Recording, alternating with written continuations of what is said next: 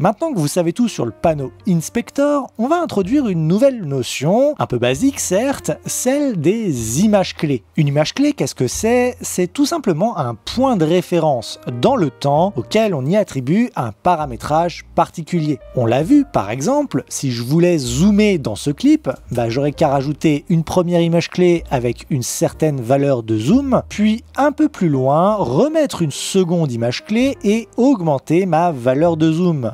Ainsi, entre mes deux images clés, mon paramétrage de zoom va être animé. Ça, c'est la base de la base et on peut le reproduire pour à peu près n'importe quel paramètre dans l'Inspector, qu'il soit vidéo, audio ou même pour certains paramètres de nos effets. Une fois qu'on a des images clés placées dans l'un de nos clips, on va pouvoir sauter de l'une à l'autre simplement en cliquant sur ces petites flèches dans l'Inspector.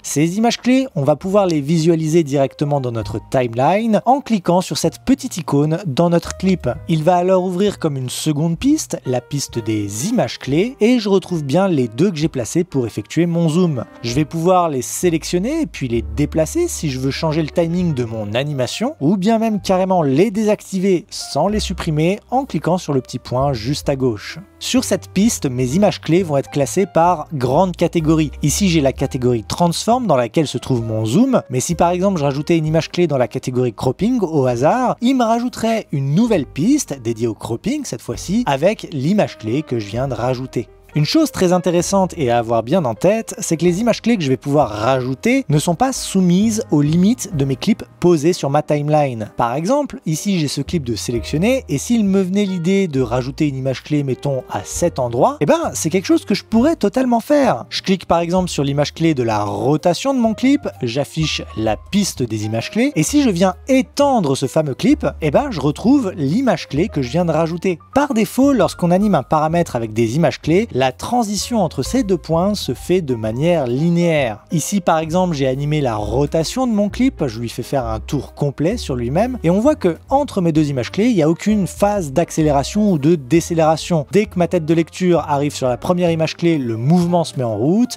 et dès qu'elle arrive à la dernière image clé, le mouvement s'arrête net. On va pouvoir cependant changer et personnaliser ce comportement en modifiant les courbes de transition et notamment en rajoutant des courbes de Bézier. Vous voyez que sur ma timeline, à côté de ma petite icône d'image clé, j'ai une autre icône qui représente une courbe. Si je clique dessus, je vais justement pouvoir afficher l'éditeur de courbes. Dans cette fenêtre, je vais pouvoir bien évidemment changer le timing de mes points clés de gauche à droite, mais aussi la valeur de leurs paramètres associés de haut en bas. Avec le raccourci Alt plus clic, je vais même pouvoir rajouter de nouveaux points clés directement à la main sur cette courbe. En allant sélectionner les points clés qui m'intéressent, je vais voir une petite icône se mettre en surbrillance en haut de ma fenêtre des courbes. Cette icône, c'est celle qui symbolise les transitions linéaires, donc les transitions par défaut. Et à côté, je vais avoir donc trois autres options pour changer ça en courbe de Bézier. Ces trois icônes vont simplement me donner la possibilité de choisir de quel côté de mon image clé je vais rajouter ma courbe. En sélectionnant par exemple cette image clé, je vais pouvoir rajouter une courbe Ease Out qui ne va aplatir ma courbe qu'à droite de mon image clé. Je vais pouvoir rajouter une courbe Ease In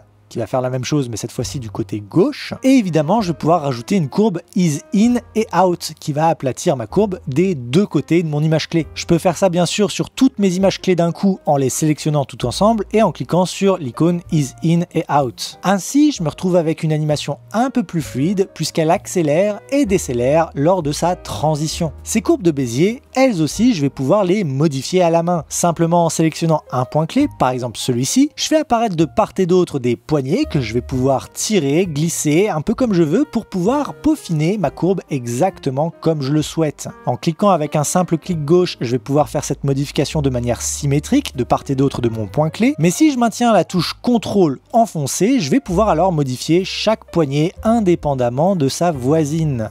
Tout à gauche de ma fenêtre des courbes, je vais avoir la possibilité d'afficher d'autres paramètres que j'aurais pu animer. Comme par exemple ici, j'ai aussi animé le zoom de ma vidéo. Je peux choisir d'afficher mes deux courbes ensemble afin de les avoir toutes les deux sous les yeux et de passer de l'une à l'autre simplement en cliquant sur leur petite ligne. Au passage, une autre manière d'ajouter des courbes de Bézier à ces images clés sans passer par cette fenêtre des courbes, c'est simplement de passer par l'Inspector, de scaler au-dessus de l'image clé à laquelle on veut rajouter une courbe, de faire faire un clic droit sur son petit bouton et de sélectionner la courbe qui nous intéresse. Ici, si je clique sur Ease Out, on voit bien ma courbe s'aplatir dans ma timeline. Dès lors qu'on a changé les paramètres d'un clip dans l'Inspector, que ce soit avec des images clés ou même sans images clés, on va pouvoir copier-coller ces paramètres d'un clip à l'autre dans notre timeline. C'est ce qui s'appelle copier-coller les attributs d'un clip. Et pour ce faire, c'est tout simple, j'ai qu'à sélectionner le clip qui a été animé, faire un CTRL-C, sélectionner ensuite le clip sur lequel je veux coller les éléments que je viens de copier